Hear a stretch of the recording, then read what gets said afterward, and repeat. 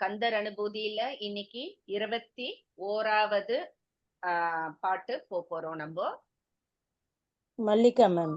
இப்ப நம்ம உள்முகமா கொஞ்சம் கொஞ்சமா அந்த ஆன்மாவை தேடி, அந்த இறைஞானத்தை தேடி நம்ம அந்தர்முகமா உள்முகமா நம்ம டிராவல் பண்ணிட்டு போறோம். வெளியில இல்லாம நமக்குள்ளேயே அந்த பரமாத்மாவை தேடி நம்ம பயணம் பண்ணிட்டு இருக்கோம். சோ இப்ப போன இதுல நம்மளுக்கு அந்த குருவின் தீட்சை, நம்ம அந்த ஆன்மாவை உணரும் அந்த ஒரு பக்குவம், அதாவது எப்படி உணரணும் அப்படிங்கிற அந்த தீட்சைய குருமுகமா கிடைச்சு மகிழ்ச்சியோட இருக்கும். ஆனா அது என்ன அவ்வளவு ஈஸியா நம்ம சாதகம் பண்ணி கிடைக்கக்கூடியதா? அது ரொம்ப பியூட்டிஃபுல் எக்ஸாம்பிளோட பின்னாடி வர ஸ்லோகத்துல எல்லாம் வரும். பார்க்கலாம். மீனாட்சி ஸ்ரீதரன் மாமி. கருதாமரவானெறி காண என கிருதாழ்வன சந்தர என்றிசைவாய். கருதாமரவானெறி காண என கிருதாழ்வன சந்தர என்றிசைவாய். வசந்தி மாமி மியூட் போட்டுக்கோங்க. வரதா முருகாமயில் வாகனனே விரதாசுர சூர விபாடனனே. வரதா முருகாமயில் வாகனனே விரதாசுர சூர விபாடனனே. கருதாமரவானெறி காண என கிருதாழ்வனசம் தரையன்றிசைவாய். வரதா முருகாமயில் வாகனனே விரதாசுர சூர விபாடனனே. கருதாமரவானெறி காண என கிருதாழ்வனசம் தரையன்றிசைவாய். வரதா முருகாமயில் வாகனனே விரதாசுர சூர விபாடனனே. ஓகே. சோ இங்கேயும் ஒரு 2 லைனுக்கு முருகரை போற்றி சொல்றது, அதுக்கப்புறம் நம்மளுடைய அந்த கோரிக்கையை வைக்கிறது, அந்த மாதிரிதான் வருது. முக்காவாசி ஸ்லோகத்துல அப்படிதான் வருது. மயில் வாகனத்தை, மயிலை வாகனமாக கொண்ட முருகா, வரங்களை கேட்ட வரங்களை எல்லாம் அள்ளித்தரும் முருகா, பக்தர்களுக்கு பக்தர்களை எப்பொழுதும் பாதுகாக்கும் விரதம் பூண்ட முருகா, சூரபத்மனை வேலால் பிளந்த முருகா அப்படின்னு முதல்ல அவரை கூப்பிட்டுட்டு, இப்ப ஆஹ் எப்போ நீ எனக்கு அந்த முக்திய தரப்போற, அந்த முக்தியை அடையறதுக்கு உன்னுடைய அந்த பாத தாமரைகளை எனக்கு தந்து அருள எப்பொழுது நீ திருவுள்ளவம் கொள்வாய், அதாவது எப்போ நீ மனசு இது பண்ணி எனக்கு முக்தி பேரை தருவாய். நானும் இப்ப எல்லாம் பிரயத்தனம் தான் பண்ணிட்டு இருக்கேன், ஆத்ம தியானம் அது இதுன்னு, எப்பதான் எனக்கு அந்த முக்தி பேரு கிடைக்கும், உன்னுடைய அருள் எப்போ கிடைக்கும் அப்படின்னு. சோ ஆத்மாவை தியானம் பண்ணி கொஞ்சம் கொஞ்சமா அது அந்த நுட்பம் இப்பதான் குரு கிட்டேந்து அவனுக்கு தீட்சை மூலமா உபதேசம் பண்ணியிருக்கார் குருவா முருகப்பெருமான் இருந்து. சோ அது நம்ம மனசோ இப்ப அந்த ஆத்மாவை எப்படி அடையணும் அப்படிங்கறது அவனுக்கு தெரிஞ்சு போச்சு. சோ இப்ப என்ன பண்றான், தியானத்தை இன்னும் தீவிரப்படுத்துறான். முன்னாடி இருந்ததோட இப்ப இன்னும் ஒரு ஸ்டெப் ஃபார்வர்ட் போய் தியானத்தை இன்னும் தீவிரப்படுத்தி அந்த முருகப்பெருமான்கிட்டயே வேண்டிக்கிறான். கருதா மரவா நெறிக்கான என கிருத்தாள் வனசந்தர என்று செய்வாய் அப்படின்னு கேக்குறான். சோ அந்த நிலையான முக்தியை அடைய உன்னுடைய அந்த இரு பாத தாமரைகளை எனக்கு தந்தருள எப்பொழுது என்று நீ திருவுள்ளம் கொள்வீர், எப்போ நீ எனக்கு அதை தருவ அப்படின்னு சொல்லி கேக்குறான். முக்திங்கிறது நம்மளுக்கு பார்த்தோம்னா, முக்தினா என்ன, அது ஒரு தனி இடமா, ஒரு தனி பிளேஸுக்கு போறது பேர் தான் முக்தியா? இல்லை. முக்திங்கிறது ஒரு குறிப்பிட்ட இடமும் இல்லை, ஒரு குறிப்பிட்ட இருப்பிடமும் இல்லை. இங்கேதான் முக்திக்கு, இதுதான் முக்தியோட பிளேஸ் அப்படிங்கிற மாதிரி கிடையாது. முக்திங்கிறது என்ன, ஒரு பூரண உணர்வு நிலை, அதுதான் முக்தி அப்படிங்கிறது. அதாவது சச்சிதானந்த நிலை, இரண்டற்ற நிலை, அந்த நிலையில தான் நம்மளுக்கு வந்து பார்த்தோம்னா, ஒருத்தர் ஒரு முக்தி நிலையில இருக்கான்னா, அவளுக்கு எந்த சிந்தனையும் வராது. எதுவும் மறக்கறது, எந்த ஆசைகளும் கிடையாது. அந்த மாரி ஒரு நல்லிஃபைட் மைண்ட் ஸ்டேட்ன்னு சொல்றா இல்லையா? அதுதான் முக்தி நிலை. ஏன்னா, அந்த நிலையில அந்த பகவானோட இரண்டர கலந்து அந்த இறைவனாகவே ஆகிவிடுகிறது அந்த ஆத்மா. அந்த நான், என்னுடையது அப்படிங்கிற அந்த அகங்காரம் எல்லாம் நீங்கிய நிலைதான் முக்தி அப்படிங்கிறது. அந்த நிலை வரத்துக்கு கொஞ்சம் கொஞ்சமா இப்போ அவன் இது பண்றான். சோ, இப்போ நம்ம வந்து ம்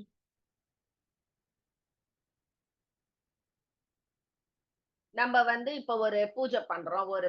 ஒரு விக்கிரகத்துக்கு பூஜை பண்றோம். பண்ணும்பொழுது அதுக்கு பூஜை பண்றோம் இல்லையா? அது மாரி இப்ப நம்ம இதயத்துல அவர் இருக்கார் அப்படிங்கும்போது நம்ப தியானம் பண்றோம். அதுதான் மானச பூஜைய நமக்குள்ளேயே இருக்கிற அந்த அந்தராத்மாக்கு பூஜை பண்ற மாரி. தியானம் பண்றோம். நம்ம சிந்திக்கிறோம். நான் வேற, அது வேற இல்ல அப்படின்னு நெனைக்கிறோம். கொஞ்சம் கொஞ்சமா அந்த அ சிந்தனைகள்லாம் நம்மளுக்கு வருது.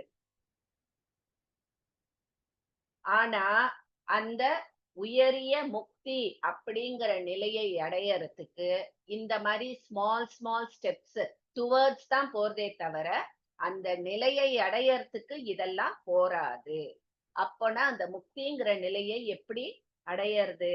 அப்படின்னா, அந்த இறைவனை இறைவனாகவே, அந்த பரம்பொருளாகவே தியானம் செய்ய வேண்டும். அது எப்படி செய்யணும்? பரம்பொருளா தியானம் பண்றதுன்னா, இப்போ நம்ம வந்து தியானம் பண்ணோம்னா என்ன? இப்போ ஒரு காமாட்சி அப்படின்னு தியானம் பண்றோம்னா, உடனே அவளுடைய அந்த அழகான அந்த உருவம், அவளுடைய கண்கள், அவளுடைய அந்த மந்தஸ்மிதம், அவளுடைய பாதங்கள், அதாவது அந்த ஒரு ஸ்தூல அந்த சரீரத்த தான் நம்ம தியானம் பண்றோமே தவிர, அந்த பரம்பொருளா அத நெனச்சு, இப்போ காமாட்சி அப்படின்னா, அது வெறும் ஒரு அந்த பரம்பொருளா நெனச்சு நம்ம தியானம் பண்றதில்ல. அப்படி பண்ணணும் அப்படிங்கிறா. அது எப்படி பரம்பொருளை தியானம் பண்ணணும்? அப்படின்னா, அந்த பகவான் வந்து எல்லாத்திலயும் இருக்கார். அவர் முழுமையானவர். எங்கும் எதிலும் இருப்பார். நான் உட்பட எல்லாமே அந்த இறைவனில் அடக்கம். அப்படிங்கிற அந்த நினைப்பு. அந்த அத்வைத்தம்ங்கிறதே இல்லாம, இரண்டுங்கிறதே இல்லாம எல்லாமே அவர்தான் அப்படிங்கிற அந்த நெனப்புல தியானம் பண்ணணும்.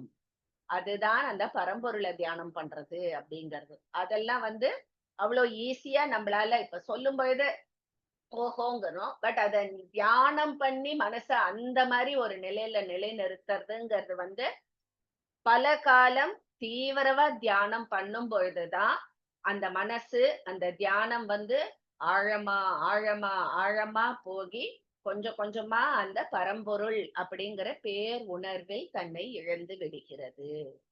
So it is not an easy இது. பட் படிப்படியா நம்ப அந்த ஸ்தூல தியானத்திலிருந்து இந்த மாரி பரம்பொருள் தியானம் எத பார்த்தாலும் எல்லாமே அதுதான் அப்படிங்கிறது. நான் வேற, அது வேற இல்ல அப்படிங்கிற அந்த பரம்பொருள் தியானம் பண்ண பண்ண, அதை தீவிரமா நம்ம பழக பழக ஒரு நாள் அதுல போய் நம்போ நிப்போம். லேண்ட் ஆகும். சோ ஜீவாத்மாங்கிறது அந்த பரமாத்மாவுடைய ஒரு தோற்றம் தான். ஒரு பகுதி தான். அப்படிங்கிறது மனசு சிந்திக்க ஆரம்பிக்கணும் அப்படின்னு சொல்றேன். அதுதான் முக்தி நிலை. நான் அப்படிங்கிற அந்த அகங்காரம், என்னோடது அப்படிங்கிற அந்த மமகாரம் 2ம் நீங்கிய நிலை. அதுதான் முக்தி நிலை அப்படின்னு சொல்லிட்டு சொல்றேன். சோ இதுல பார்த்தோம்னா, மயில் வாகனனே, விரதாசூர விபாடனனே. சோ முருகன் வந்து அந்த மயில் வாகன முருகப்பெருமான் வரங்களை எப்பொழுதுமே அளிப்பவராக இருக்க, அவர்கிட்ட நம்ப வைக்கிற அந்த பிரார்த்தனைகள் மனசார வச்சோம்னா கேட்டது கேட்டபடியே கிடைக்கும் அப்படின்னு. சோ முருகப்பெருமான் வந்து எப்பவுமே வந்து ரொம்ப கருணை, ரொம்ப ஈஸியா வரங்களை தந்து அருளுபவராக இருக்கார். சோ உளமார்ந்த அந்த பிரார்த்தனைகள் என்னைக்குமே வீண் போகாது. அவருடைய அருள் நிச்சயம் கிடைக்கும். அவர்தான் அந்த மயில் வாகன முருகப்பெருமானா இருக்க. அப்பேற்பட்ட இளமை படைத்தவர், அழகு படைத்த அந்த அழகிய முருகன். சரியா? அடுத்தது. சீதாலட்சுமி மேம். காளை குமரேசன் எனக் கருதி தாளை பணியத் தவம் எய்தியவா. காளை குமரேசன் எனக் கருதி தாளை பணிய தவம் எய்தியவா. பாளை குழல் வள்ளி பதம் பணியும் வேளை சுரபூபதி மேருவையே. பாளை குழல் வள்ளி பதம் பணியும் வேளை சுரபூபதி மேருவையே. காளை குமரேசன் எனக் கருதி தாளை பணிய தவம் எய்தியவா. பாளை குழல் வள்ளி பதம் பணியும் வேளை சுரபூபதி மேருவையே. காளை குமரேசன் எனக் கருதி தாளை பணிய தவம் எய்தியவா. பாளை குழல் வள்ளி பதம் பணியும் வேளை சுரபூபதி மேருவையே. பியூட்டிஃபுல். சோ இதுலயும் நான் சொன்ன மாதிரி 2 லைன் வந்து அவருடைய சிறப்பு. பாளை குழல். பாளைங்கிறது என்னன்னா அந்த கமுகு மரம் சொல்லுவா இல்லையா, பாக்கு மரம். பாக்கு மரத்துல அந்த இதுவா இருக்கிற அந்த பூ. சோ பாளை குழல்னா அந்த மாதிரி சுருண்ட கூந்தலை உடைய வள்ளி. வள்ளி பிராட்டியுடைய பாதத்தை பணியும், அதாவது வள்ளியுடைய அந்த ஒரு பக்திக்கு அடிபணியும் முருகப்பெருமான் அப்படின்ற மாதிரி சொல்ற. மேருவையே. மேரு அப்படின்னாலே என்ன? அப்பேற்பட்ட விசாலமான பரந்த மிகப்பெரிய ஒரு மலை சிகரம் இல்லையா?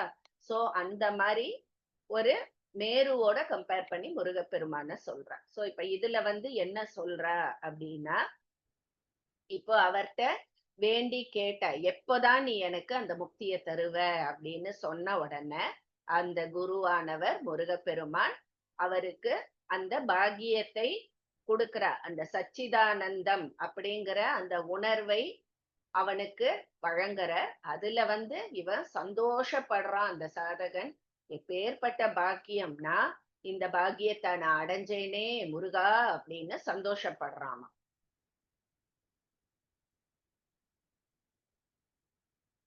சோ அதான் முதல்ல வந்து அவன் அந்த குரு தீட்சைய முதல்ல வாங்கிண்டா இல்லையா? சோ அது வந்த அப்புறம் அவனுக்கு சீக்கிரமே அந்த இறைவனை நாம் அடையணும் அப்படின்னு சொல்லிட்டு அந்த துடிப்பு அந்த சாதகன்ட்ட கிடைச்சது, அவனுக்கு வந்துதான். அப்போ என்ன பண்றான்? இன்னும் தியானத்தை தீவிரப்படுத்துறான். படுத்தி அவனுடைய பிரார்த்தனைகள் எல்லாம், தியானம் எல்லாத்தையுமே ரொம்ப கஷ்டப்பட்டு அதை தீவிரமாக கடைப்பிடிச்சுண்டு வரான். சோ ரொம்ப கடுமையான தவமா அது ஆறுதான்.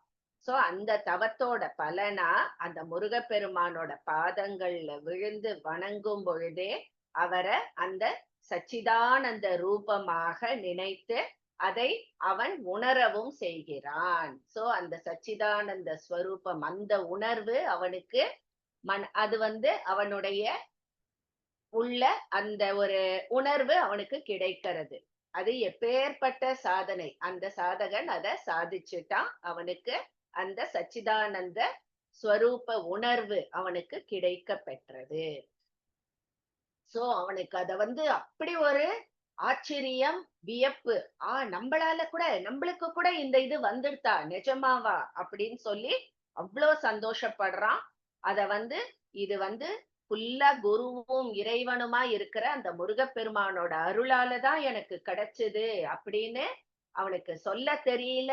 மனசு ஆனா அப்படி கடந்து தவிக்கிறது. அது அப்படி ஒரு இனம் புரியா ஒரு உணர்வா அவனுக்கு இருக்கு.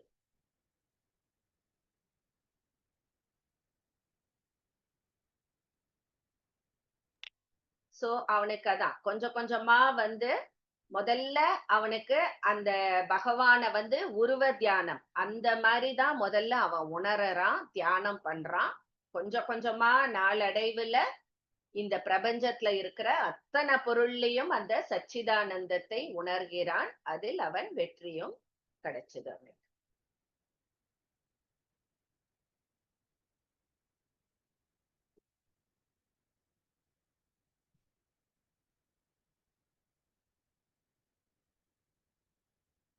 ஓகே. சோ அதான் அந்த பூஜை, அந்த தியானம் பண்ணும் பொழுது அந்த சச்சிதானந்த பரம்பொருளை அவன் உணர்ந்து அப்படி ஒரு மகிழ்ச்சி, அந்த உணர்வுங்கிறது அவனுக்கு அப்படி ஒரு எல்லையற்ற மகிழ்ச்சி கிடைச்சதுனால அந்த பகவானோட கிருபைய நினைச்சு நினைச்சு அவன் வியப்படையறான். சோ அந்த தியானத்தினால என்ன ஆறுது? இப்போ நான் அடுத்ததுல இருந்து கொஞ்சம் நம்ம திருப்பியும் பேக்வர்ட் போறோம். ஏன்னா என்ன சொல்லுவா, அந்த இறை சச்சிதானந்த அந்த உணர்வுங்கிறது அவனுக்கு ஒரு வாட்டி வந்துடுது ஃபார் ஃபியூ செகண்ட்ஸ், சந்தோஷப்படுறான் ஆகான்னு. ஆனா அதுலயே நிலையா இருக்க முடியறதா? இல்ல. அப்போதான் என்ன ஆகும், நமக்குள்ள இருக்கிற அந்த அவித்யை, ஏன்னா இன்னும் நம்ம பூரணமா அந்த நிலைக்கு போல, we just got a taste of it. so திருப்பியும் என்ன, அந்த அவித்யை, அந்த அஜ்ஞானம், அந்த அறியாமைங்கிறது வந்து திருப்பியும் அவனை சீண்ட ஆரம்பிக்கிறது. அதனால அந்த ஒரு அனுபவம், சச்சிதானந்த அனுபவம் அவனுக்கு நீண்ட காலம் நீடிக்கவில்லை அப்படின்னு அடுத்ததுல எல்லாம் நம்ம பார்க்க போறோம். காமாட்சி மேம். அதுக்கு வந்து ஒரு பியூட்டிஃபுல் இதுவே கொடுத்திருக்கோம். இங்க ஏன் அவரை மேரு பர்வதம் அப்படிங்கிற அந்த இதுக்கு வந்து இது பண்றா அப்படின்னா, அவரை மேருவையே அப்படின்னு ஏன் சொல்றான்னா, மேருமலை நீளம், அகலம், உயரம் எல்லாமே வந்து அளவிட முடியாத ஒரு மகத்தான மிகப்பெரிய பிரம்மாண்டமான ஒரு சிகரம். அது பிரபஞ்சத்துடைய ஆதாரமாக அது கருதப்படுகிறது. அது மாதிரிதான் ஒரு மனுஷாலை ஆஹ் புரிஞ்சுக்கிறதுக்கெல்லாம் அப்பாற்பட்டவராக, மனோதீதனாக இருக்கார், ஆதாரமாக இருக்கும் அந்த முருகப்பெருமான். அதனால்தான் அவரை மேருமலைக்கு இங்கே கம்பேர் பண்ணி மேருவையே அப்படின்னு சொல்லிட்டு சொல்றாங்க.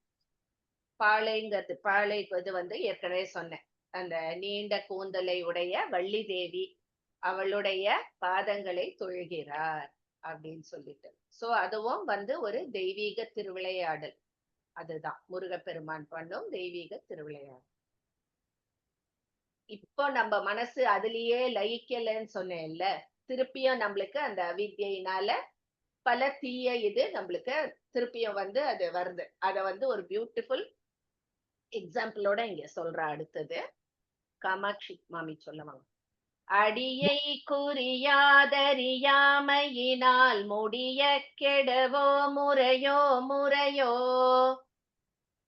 அடியை குறியாது அறியாமையினால் முடிய கெடவோ முறையோ முறையோ. வடி விக்ரமவேல் மகிபாகுரமென் கொடியை புணரும் குணபூதரனே. வடி விக்ரமவேல் மகிபாகுரமென் கொடியை புணரும் குணபூதரனே. அடியை குறியாதறியாமையினால் முடிய கெடவோ முறையோ முறையோ. வடிவிக்ரமவேல் மகிபாகுரமின் கொடியை புணரும் குணபூதரனே. அடியை குறியாதறியாமையினால் முடிய கெடவோ முறையோ முறையோ. வடிவிக்ரமவேல் மகிபாகுரமின் கொடியை புணரும் குணபூதரனே. சோ இப்ப நான் போன இதுல சொன்ன மாதிரி நல்ல ஆழ்நிலை தியானம் பண்றான். அவனுக்கு அந்த சச்சிதானந்த ஸ்வரூப உணர்வு, அந்த அனுபவம், அந்த ஆனந்தம் அவனுக்கு கிடைச்சது.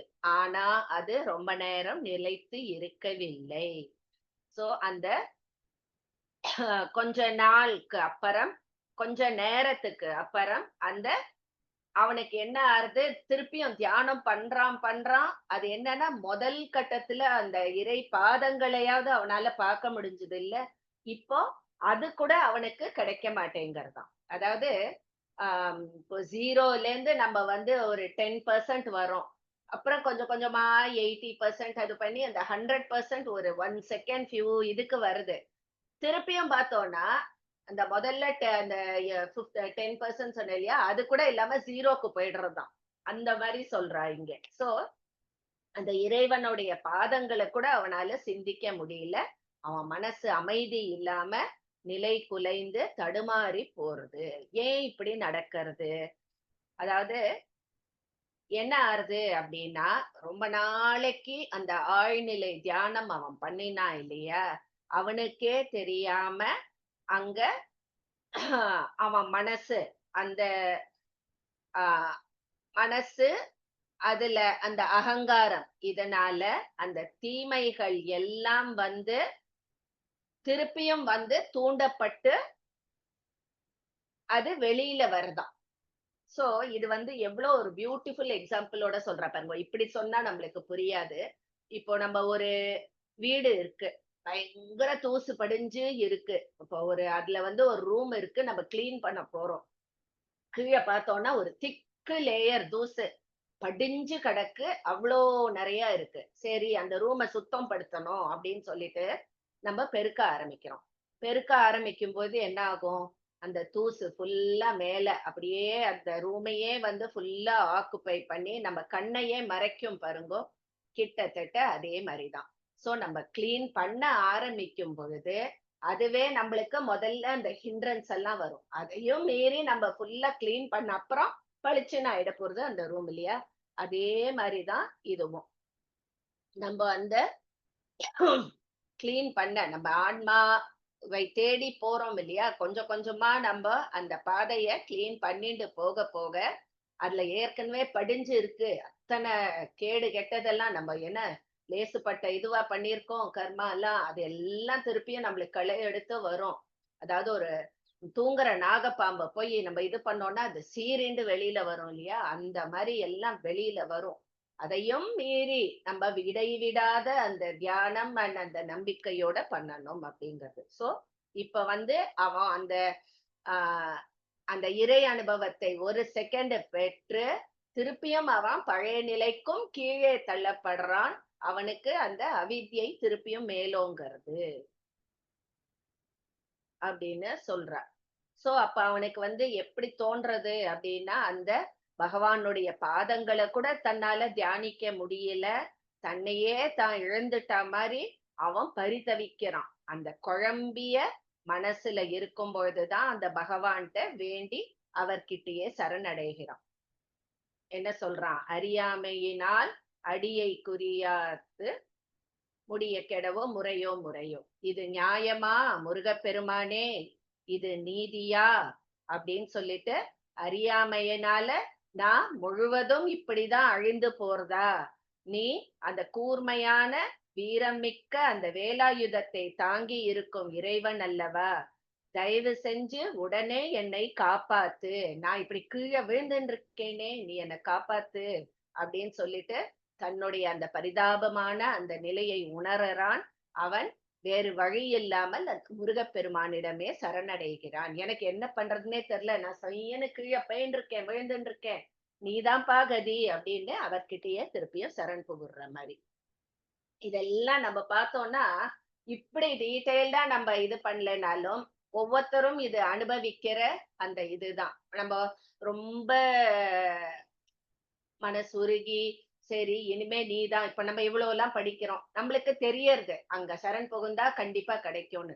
எப்படியோ பிராக்டிஸ் பண்ணோன்னு நம்மளும் அந்த இதுல கொஞ்சம் கொஞ்சமா போவோம். ஒரு கொஞ்சம் கிட்ட போற மாதிரி இருக்கும். திடீர்னு பார்த்தா சறுக்கிண்டு பின்னாடி வந்துடுவோம் ஒரு வழியா. இது வந்து நித்தியம் நம்ம எல்லாருமே அனுபவிக்கக்கூடிய ஒரு அந்த ஸ்டேட் தான் இதெல்லாம் ஒண்ணு ஒண்ணும். பட் இது என்னன்னா, இத்தனை அந்த கண்ணாமூச்சி எல்லாம் காட்டி கடைசியா நீ அதுல ஸ்டெடியா இருந்தேன்னா அந்த பூர்ண நிலை அடைவது நிச்சயம் அவரோட அருளோட. அதுக்கு முன்னாடி நம்மளுக்கு என்ன ஆட்டம் எல்லாம் ஆட்டி காமிக்கிறது பாருங்க. Next Vidyamani ma'am.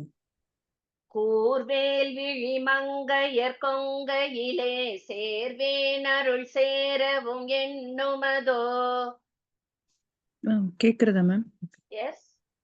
இல்ல இங்க அன்மியூட் பண்றதுக்கு கொஞ்சம் கூர்வேல் விழி மங்கையர் கொங்கையிலே சேர்வேனருள் சேரவும் எண்ணுமதோ. சூர்வேரொடு குன்று தொலைத்த நெடும் போர்வேல புரந்தர பூபதியே. சூர்வேரோடு கொன்று தொலைத்த நெடும் குன்று கூர்வேரோடு குன்று தொலைத்த நெடும் போர்வேல புரந்தர பூபதியே. கூர்வேல் விழி மங்கையர் கொங்கையிலே சேர்வேனருள் சேரவும் எண்ணுமதோ. சூர்வேரோடு குன்று தொலைத்த நெடும் போர்வேல புரந்தர பூபதியே. கூர்வேல் விழி மங்கையர் கொங்கையிலே சேர்வேனருள் சேரவும் எண்ணுமதோ. சூர்வேரோடு கொன்று தொலைத்த நெடும் போர்வேல் புரந்தர பூபதியே. எங்க சூர்வேரோ இல்ல மேல எங்கேயோ நம்ம இடிக்கிறதேன்னு பாத்தீங்களா? எங்கே ஒன்னு இருக்கிறத. சூர்வேரோடு குன்று துளைத்த நெடும் போர்வேல புரந்தர பூபதியே. சூப்பர். தேங்க்யூ. சோ ஆத்ம தியானம் தீவிரமா பண்றான். அந்த உள்ள கிளென்சிங் அவனுக்கு ஆறுது. மனசு கொஞ்சம் கொஞ்சமா கிளென்சிங் ஆயின்னு இருக்கு. அதாவது ஆரம்பிக்கிறது. சோ இது அதான் ஏற்கனவே சொன்ன மாதிரி ரொம்ப நாள் பூட்டி வச்சிருந்த ஒரு ரூமை பெருக்கி சுத்தம் செஞ்சா அந்த தரையில இருக்கிற அந்த தூசி அதை எல்லாம் மேல எழும்பி அந்த யார் கிளீன் பண்றாளோ அவன் எங்க இருக்கான்னு கூட தெரியாத அளவுக்கு அது கண் பார்வையை மறைக்கும். அப்படிப்பட்ட ஒரு மனநிலையில தான் இப்போ அந்த சாதகன் தள்ளப்பட்டு இருக்கான். அப்ப என்ன பண்ணுவான்? அவனுக்கு என்ன பண்றதுன்னு தெரியல. மனச நிலைநிறுத்த முடியல. அந்த இறைவன் பாதங்களையும் நினைக்க முடியல. அப்ப என்ன பண்றான்? ஏன் அப்படி ஆறுது அப்படின்னா, இப்பவும் அந்த சாதகன் தன்னோட குடும்பத்தோட சேர்ந்துதான் வாழறான் இல்லையா? அதாவது இறை அனுபவம் கிடைக்கணும்னு அவன் ஒரு பக்கம் இதை ட்ரை பண்ணாலும் அவன் இன்னும் அவன் அந்த குடும்பம் இது அதாவது அந்த இப்போ இருக்கிற அந்த கர்ம வினைகள்னால அதோடதான் இருக்கான். சோ அவனுக்குன்னு சில கடமைகள் இருக்கு, பொறுப்புகள் இருக்கு, அதெல்லாம் இருக்கு. அதை தவிர அவனுக்கு உள்ளுணர்வு, அதாவது அந்த ஆசைகள் அதெல்லாமோ நிறைய இருக்கு அப்படின்னு. சோ அந்த இது எல்லாம் அவனை விட்டு அவ்வளோ ஈஸியா அகலறதா அப்படின்னு பார்த்தா அதெல்லாம் அகல மாட்டேங்கிறது. அண்ட் அதை எல்லாம் ஃபுல்லா நம்ம அகற்றுறதுக்கு அவனோட சொந்த முயற்சியால் அதை செய்ய முடியுமா அப்படின்னா அது இயலாத காரியம். சோ இதையெல்லாம் சமாளிக்கிறதுக்கு அந்த பகவானுடைய கிருபை அவசியம் தேவை. அதனால அவன் என்ன ஆறான்? அந்த கிருபை கிடைக்கிறதுக்குள்ள அவனுக்கு திருப்பியும் அந்த தன்னுடைய அந்த ஆசைகளுக்கு அடிமையாயிடுறான். அந்த ஆன்மீக பயிற்சிகளை அந்த ஆன்மீக பயிற்சியையும் அவன் விடக்கூடாது. ஆனா ஆசையிலையும் திருப்பியும் அவனை பிடிச்சு இழுக்கிறது அந்த பக்கமும். சோ அப்போ என்ன பண்றான்? இறைவனிடம் என்னை கை விட்டுடாதன்னு அவன்கிட்டயே தஞ்சம் அடையறான். நீதான் காத்து அருள வேண்டும் அப்படின்னு கெஞ்சு கேட்கிறான் பகவான் கிட்டயே.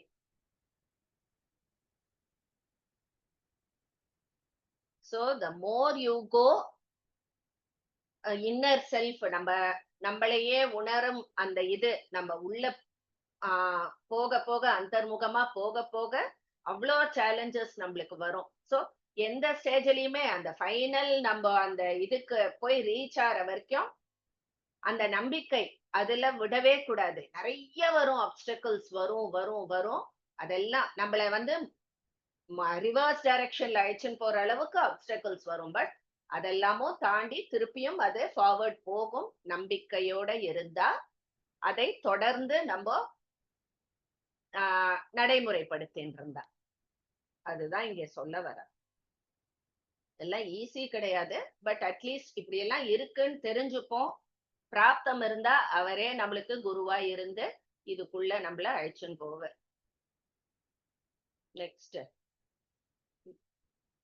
வாணி வாங்கோ.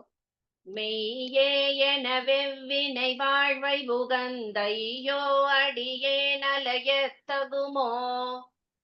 மெய்யே என வெவ்வினை வாழ்வையுகந்தையோ அடியேன் அயலத்தகுமோ. அயலடா அலைய அலைய சாரி ஐயே அடியேன் ஏல ஐயோ. மெய்யே என வெவ்வினை வாழ்வை உகந்தையோ அடியேன் அலையை தகுமோ. அலையத்தகுமோ. அலையத்தகுமோ.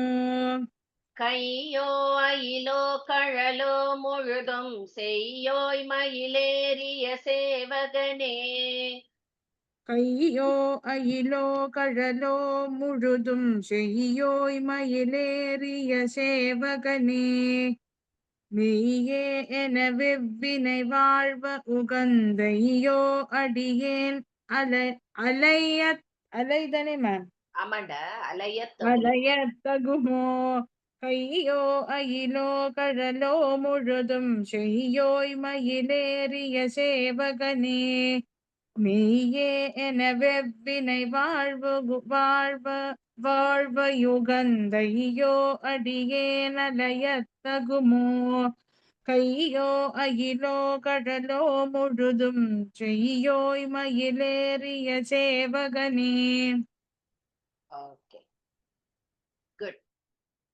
Thank you. இதுல நம்மளுடைய இந்த ஆசைகள் இந்த இதெல்லாம் இருக்கு இல்லையா, இந்த லௌகீக சுகம் எல்லாம், அதெல்லாம் அந்த கர்மங்கள், நம்மளுடைய கர்மாவாலதான் இப்போ நம்ம அனுபவிக்கிற சந்தோஷம் துன்பம் எல்லாமே கர்மாவாலதான். நம்ம போன ஜென்மத்துல என்ன பாவம் புண்ணியம் பண்ணோமோ இந்த ஜென்மத்துல அதை அனுபவிக்கிறோம்.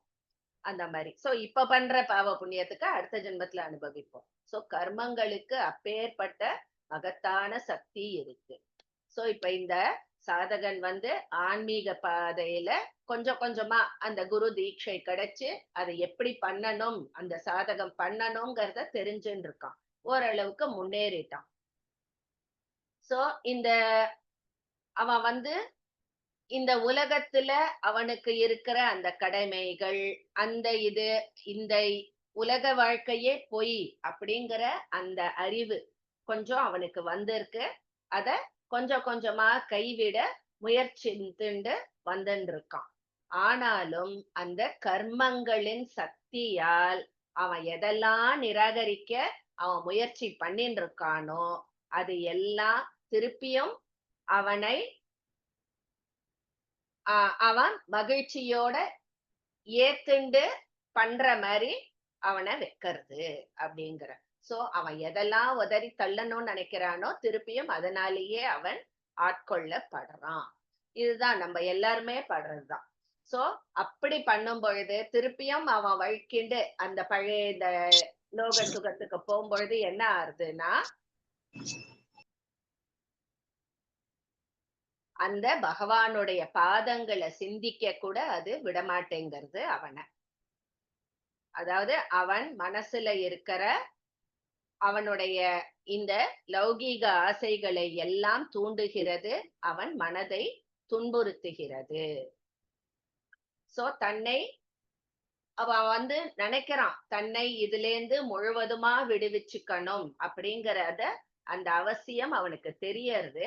ஆனா இந்த வாழ்க்கையுடைய தினசரி அத்தியாவசிய தேவைகள், தன்னுடைய கடமைகளை பூர்த்தி பண்ணணும், அது எல்லாம் அதுதான் அப்படின்னு, அதாவது அது அவனை ஆட்கொண்டு விடுகிறது. மனசு எங்கும் அங்கும் அலையறது. சோ இந்த செயல்கள் எல்லாம் பண்ணி, இப்ப ஒண்ணும் இல்ல, ஒரு குழந்தைகளுக்கு கல்யாணம் பண்ணி கொடுக்கணும், இது அதுன்னு. சோ அத பண்ணி அந்த கடமையை ஆற்றி அந்த கடமையை நிறைவேற்றுனதுல மகிழ்ச்சி கொள்ள செய்கிறது. சோ திருப்பியும் நம்மள அந்த ஒரு லௌகீக வாழ்க்கைக்கே அழிச்சுண்டு வந்துடுறது இந்த கர்மங்களுடைய சக்தி அப்பேற்பட்ட சக்தி அப்படின்னு சொல்றாங்க. சோ இப்ப அதையும் தாண்டி நம்ம எப்படி போறது அப்படின்னு பார்க்கணும். சோ இதெல்லாம் இந்த மகிழ்ச்சியில வந்ததுனால தன்னுடைய நேரத்தை, தன்னுடைய ஆற்றலை முழுசா பரிபூர்ணமா அந்த முருகப்பெருமானிடம் அவனால் செலுத்த முடியல. அதனால தன்னுடைய துரதிர்ஷ்ட நிலை, இப்படிதான் பண்ணணும்னு எனக்கு தெரியறது, ஆனா பண்ண முடியலையேன்னு நினைச்சு நினைச்சு புலம்பி அந்த பகவான் கிட்டயே நான் இப்படி கஷ்டப்பட்டுதான் ஆகணுமா, இது நியாயமா அப்படின்னு, இந்த கஷ்டத்திலேந்து என்னை எப்போ விடுவிக்க போற, என்னை காத்து அருள போற அப்படின்னு அந்த முருகப்பெருமான்கிட்டயே கேக்குறான். அதாவது அவனுக்கு தெரியறது, ஆனா அவனால முடியல அந்த கர்மத்தின் சக்தியால். சோ இங்க செம்மை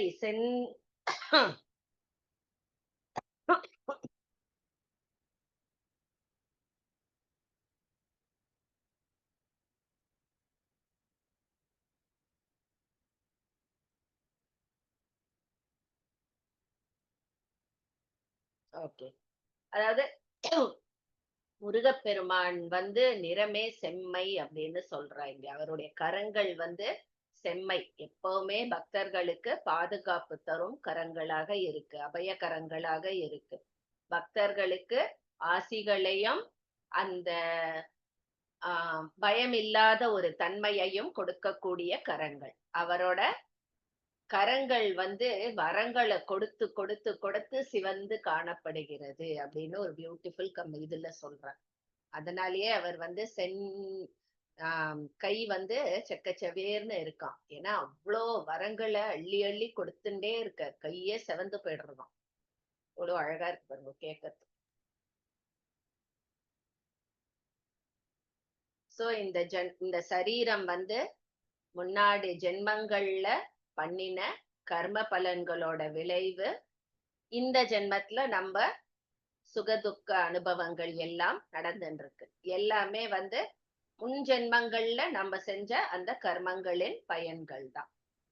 சோ எப்போ நம்மளுக்கு அந்த ஆனந்த நிலையை நோக்கி போகும்னா, நம்ம முன் ஜென்மங்கள்ல அந்த கர்மங்களோட வேகம் கொஞ்சம் கொஞ்சமா தணிஞ்ச அப்புறம்தான் இந்த சுகதுக்க அனுபவங்கள் எல்லாம் முடிவிற்கு வரும். அது எப்ப வரும் தெரியாது, ஆனா நிச்சயம் ஒரு நாள் அது எல்லாம் முடிவுக்கு தேரும். சோ இந்த சுகம் துக்கம் இதெல்லாம் நிலையானது கிடையாது இல்லையா? சோ வாழ்க்கைக்கு இதெல்லாம் ஒரு முக்கியமே இல்லை அப்படின்னு மனசு அதை ஏத்துக்க ஆரம்பிக்கணும்.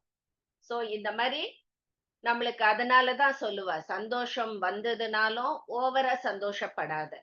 அது மாதிரி உனக்கு பிடிக்காத அனுபவங்கள் வரும் பொழுதும் நீ மன அழுத்தத்தோட அதுல மூழ்கி போயிடாத, வருந்தாத அப்படின்னு. ஏன்னா ரெண்டுமே தானா வருது. ஒரு நாளைக்கு உன் கர்மா தீர்ந்த உடனே அதெல்லாம் தானா உன்னை விட்டு போயிட போறது. அப்புறம் ஏன் நீ உனக்கு இந்த சந்தோஷம் இந்த துக்கம் எல்லாம் அப்படிங்கிறது சொல்றான். அந்த இறைவன் மட்டும்தான் உண்மை, அது மட்டும்தான், அவர் மட்டும்தான் பூர்ணமானவர் அப்படின்னு சொல்றார். சோ எந்த நிலையில நம்ம இருந்தாலும் நம்மளுடைய இலக்கு அவரை அடைய, அந்த இலக்கு அந்த இதை மட்டும்தான் நோக்கி நம்ம போயிட்டு இருக்கணும். நடுவுல வர இந்த ஆப்ஸ்டக்கிள்ஸ் எல்லாம் களையணும் அப்படின்னு சொல்றோம்.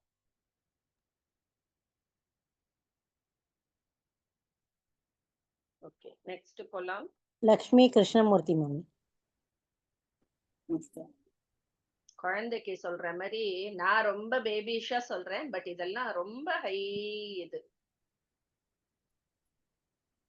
நான் அப்புறம் முடிஞ்சா இந்த பிடிஎஃப் லாஸ்டா அனுப்புறேன். நான் ஒன்னு டவுன்லோட் பண்ணிருக்கேன்.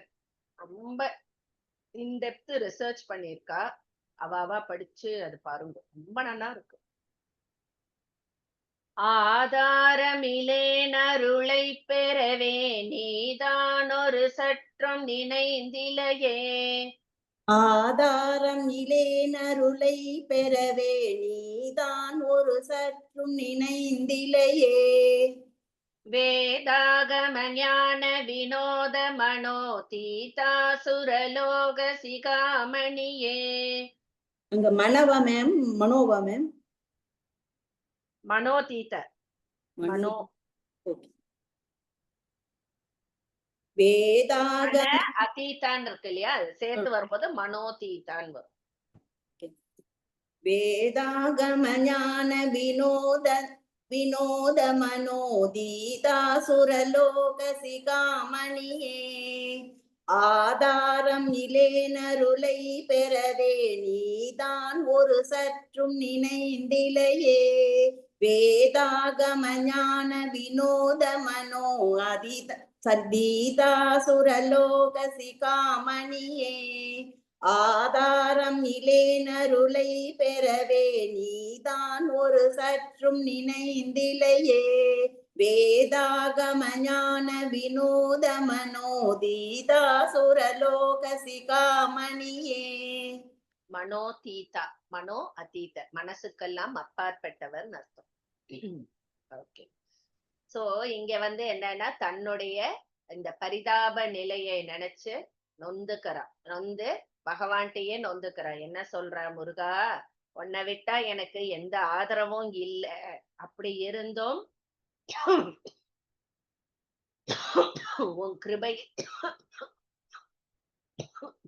உன் கிருபையை என்னிடம் நீ காட்டணும் அப்படின்னு கொஞ்சம் கூட நீ யோசிக்க மாட்டேங்கிறியே. எனக்கு உன்னை விட்டா யாரு இருக்கா? என்னோட நிலைமைய பார்த்து பரிதாபம் தான் இருக்கு எனக்கே.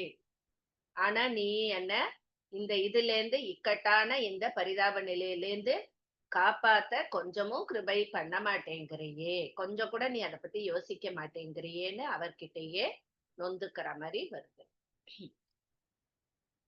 சோ அவன் உள்ள டுவர்ட்ஸ் அந்தர்முகமா போகும்போது நிறைய அப்டக்கிள்ஸ் ஃபேஸ் பண்றான் கர்மாவால, அந்த மாதிரி பலவித இதனால. சோ தடுமாற்றத்தோட இருந்தாலும் தன்னுடைய சாதனையில தொடர்ந்து ஈடுபட்டுட்டே வரான். அப்படி கொஞ்ச நாளைக்கு இந்த அவதிகளை அவன் சந்திக்கதான் நேரிடும். அது ஒரு சில மாதங்களா இருக்கலாம், பல மாதங்களா இருக்கலாம், இல்ல ஒரு சில வருஷங்களா கூட இருக்கலாம். ஏன்னா மூட்டை மூட்டையா நமக்குள்ள அந்த சம்ஸ்காரங்கள், அந்த வாசனைகள் எல்லாம் கொஞ்சம் கொஞ்சமா இப்பதான் அந்த தூசை தட்டி எழுப்புற மாதிரி அது அத்தனையும் இப்பதான் வெளிக்கிளம்பி வருது. சோ அதோட நம்ம சண்டையிட்டு அதை சமாளிச்சு அதை ஃபுல்லா கிளீன் பண்றதுங்கிறது ரொம்ப டஃப்பான டாஸ்க் தான். அதையும் ஆனா இந்த தடுமாறினா கூட கொஞ்சம் கேர்ஃபுல்லா நம்ம அதை விடாம அதுல ஈடுபட்டு வரணும் அப்படிங்கிற. சோ இது உடனே முடியிற காரியம் இல்ல. அவனால தியானம் இப்போ பண்ண முடியல. ஆனாலும் மனதைரியத்தோட சமாளிச்சுண்டு அந்த பகவானிடம் சரணடைந்து அவர்கிட்ட உதவி செய்யுமாறு பிரார்த்தனையும் பண்ணிட்டு வந்தான். இப்போ அவனுக்கு தெரிஞ்ச இன்னும் பார்த்தா அவர்கிட்டேந்து இன்னும் அந்த உதவி கிடைக்கவில்லை. பிரார்த்தனை பண்றான், சரணாகதி அடைஞ்சிட்டான், ஆனா உதவி கிடைக்கல. சோ இப்போ அவனை பார்த்தோன்னா அனாதையா நிக்கிறான், ஆதரவற்றவனா நிக்கிறான். அவனோட பொறுமை, மனோபலம் எல்லாமே சோதனைப்பட செய்யறது அந்த பகவானால. பகவான் சோதிக்கிற அவனோட மனோதைரியத்தையும் மனோபலத்தையும் அவனோட பொறுமையையும் சோதிச்சுட்டே இருக்க. ஆனா இது வெறும் சோதனை தான். பகவான்கிறவர் எப்பவுமே கைவிட மாட்டார். அது அவனுக்கும் தெரியறது, பூர்ண நம்பிக்கை இருந்தது. அதனாலதான் என்ன பண்றான், திருப்பியும் மன்றாடி உன்னுடைய கிருபையை உடனே எனக்கு தந்து அருள் புரிவாயாக அப்படின்னு சொல்லிட்டு அவர்கிட்டயே மண்டி இடுகிறான். முருகப்பெருமானே, நான் கஷ்டப்பட்டுன்னு இருக்கேன், உன் உதவி வேண்டி மன்றாடிண்டும் இருக்கேன். உன்னை தவிர எனக்கு வேற எந்த ஆதரவும் இல்லை. ஆனா நீ ஏன் இன்னும் எனக்கு உன் கிருபையை தருவத பத்தி ஒரு நொடி பொழுது கூட நினைக்காமல் இருக்காய்? நான் எவ்வளவு நாள் இதை பொறுத்து கொள்ள முடியும் அப்படின்னு சொல்லிட்டு அவர்கிட்டயே மன்றாடி உருகி கேட்கிறான். அவரோட கிருபை கிடைக்கிறதுக்கு திருப்பியும் பிரார்த்தனையை வைக்கிறான்.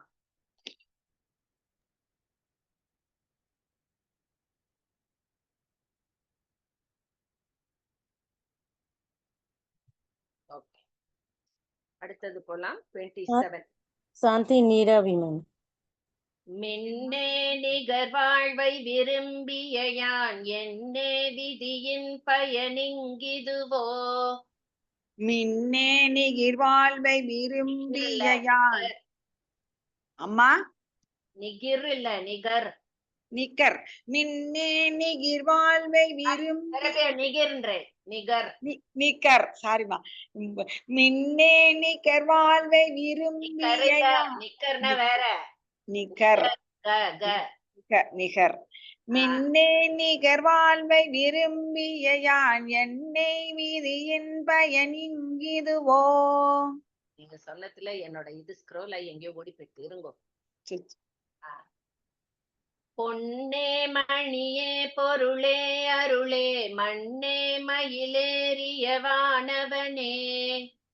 பொன்னே மணியே பொருளே அருளே மண்ணே மயிலேறிய வானவனே. மின்னே நிகர் வாழ்வை விரும்பிய யான் என்னை விதியின் பயன் இது இங்கிதுவோ. பொன்னே மணியே பொருளே அருளே மண்ணே மயிலேறிய வானவனே. மின்னே நிகர் வாழ்வை விரும்பிய யான் என்னை விதியின் பயன் இங்கிடுவோ. பொன்னே மணியே பொருளே அருளே மண்ணே மயில் ஏறிய வானவனே. நன்றிமா. சோ அவனுக்கு தெரியறது இந்த உலக வாழ்க்கை நிரந்தரம் இல்லை அப்படின்னு. அதனால இங்க என்ன சொல்றா, மின்னல் மாதிரி தோன்றி மறைந்திடும் இந்த உலக வாழ்க்கையை நான் இன்னும் விரும்பின்னு இருக்கேனே. இது என்ன என்னுடைய தலைவிதியின் பயனா அப்படின்னு சொல்லிட்டு அந்த பகவான்கிட்டயே கேட்டுன்னு இருக்கான். ஏன்னா அவனால இந்த உலக வாழ்க்கையிலேருந்து விடுபட முடியல. ஆனா அவனுக்கு தெரியறது இதுதான், இப்படிதான் சாதகம் பண்ணணும், இப்படிதான் அவனை அடையணும் எல்லாம் தெரியறது. ஆனா அந்த உலக வாழ்க்கை அவனை இழுக்கிறது. சோ ஆனாலும் அவன் சொல்றான், இந்த உலக வாழ்க்கை நிலை இல்ல, மின்னல் மாதிரி வரும் மின்னல் மாதிரி போகும் அப்படின்னு தெரியறது எனக்கு. ஆனாலும் நான் அதை இன்னும் விரும்புறேனே, என்னால் அதை விட்டு இது பண்ண முடியலையே, இது என்னுடைய தலைவிதினாலயா அப்படின்னு சொல்லிட்டு பகவான்கிட்டயே கேக்குறான்.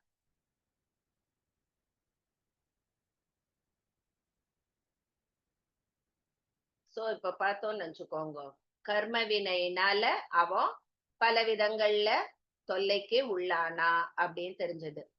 அதுக்கப்புறம் ரொம்ப நாள் அத அனுபவிக்கிறான். அப்புறம் இப்ப இந்த ஆசை இதுதான் நம்மளுடைய கஷ்டங்களுக்கு காரணம் அப்படிங்கறத உணர்ந்துட்டான். சோ இப்ப பார்த்தோம்னா அவனுக்கு இந்த வினை பயன்கள் தீரும் அந்த தருவாய் அவனுக்கு வந்துடுத்து. சோ அந்த முடியிற தருவாய் அவனுக்கு வரும் பொழுது கொஞ்சம் கொஞ்சமா அவன் மனதில் அந்த வெளிச்சம் பரவ துவங்குகிறது. சோ பல காலமா அந்த சாதகனை துன்புறுத்தி வந்த அந்த பழைய கர்மங்கள்லாம் கொஞ்சம் கொஞ்சமா முடியிற தருவாய்க்கு வரும் பொழுது அவன் மனசு அந்த தியானத்துல கொஞ்சம் கொஞ்சமா லயிக்க ஆரம்பிக்கிறது. அவனுக்கு அந்த பெருமானுடைய காட்சி லேசாக தெரிய துவங்குகிறது.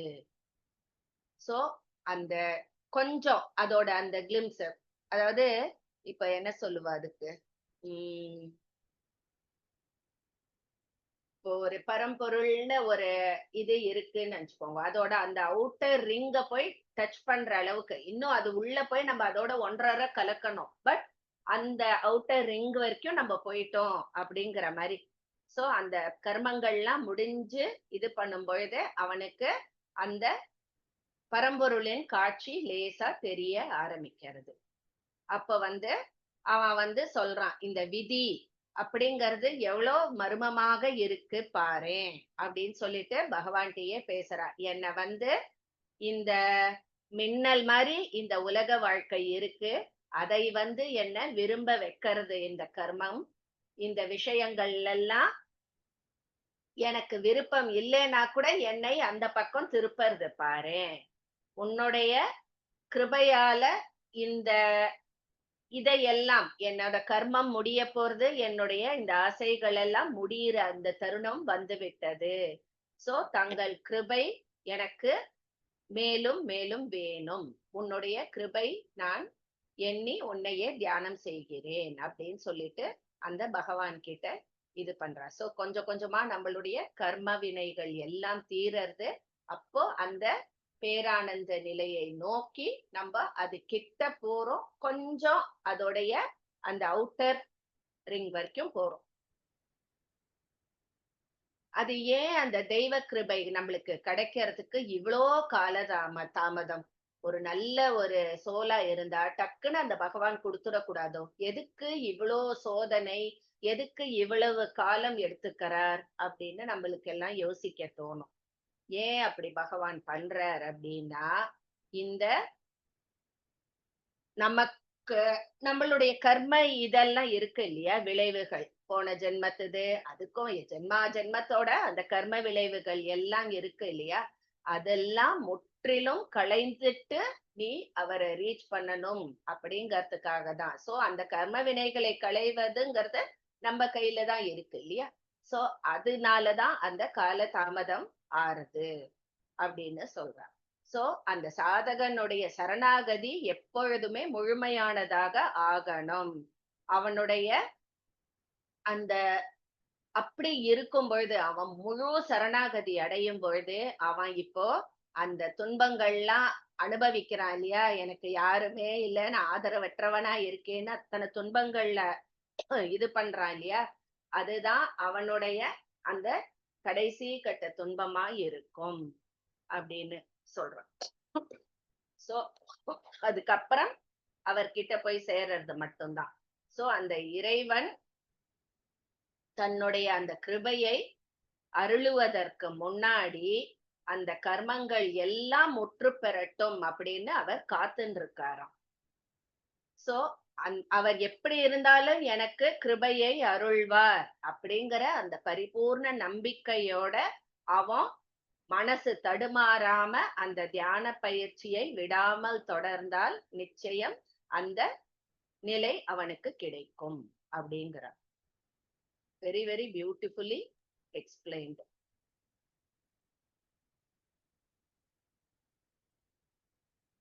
சோ இதுல இருந்து என்ன நம்ம தெரிஞ்சுக்கணும்னா, நம்ம லைஃப்ல அந்த சோர்வு அப்படிங்கிறது, ஆமாப்போ என்ன லைஃப் அப்படின்னு நொந்துக்கிறோம் இல்லையா, அந்த சோர்வு மனப்பான்மை வாழ்க்கையில வர்றது சகஜம்தான்.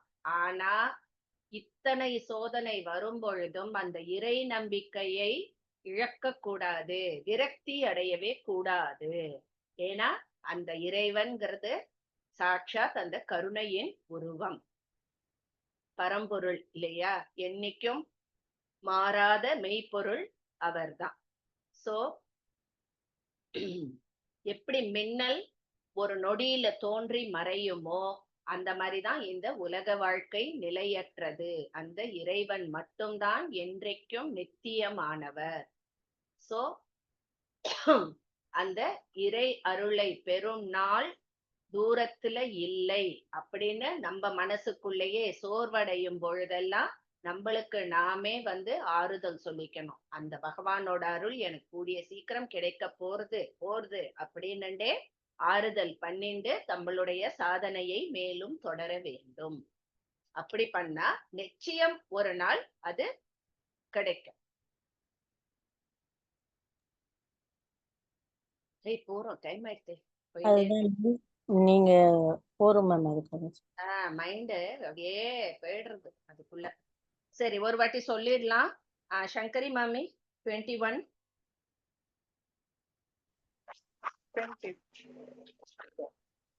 கருதா மரபா நெறி காண எனக்கிருத்தாள் வனச்சந்தர என்று செய்வாய் வரதா முருகா மயில் வாகனனே விரதாசுர சூர விபாடனனே. வசந்தி மாமி. ஆளை குமரேசன் எனக் கருதி தாளை பணிய தவம் எய்தியவா பாலை பாளை குழல் வள்ளி பதம் பணியும் வேளை சுரபூபதி மேருவையே. அபிராமி. அடியை குறியாது அறியாமையினால் முடிய கெடவோ முறையோ முறையோ வடிவிக்ரமவில் மகிபாகுரமின் கொடியை புணரும் குணபூதரனே. லலிதாமணி மாமி. பூர்வேல் விழி மங்கையர் பொங்கையிலே சேர்வேனருளச் சேரவு மென்னுமதோ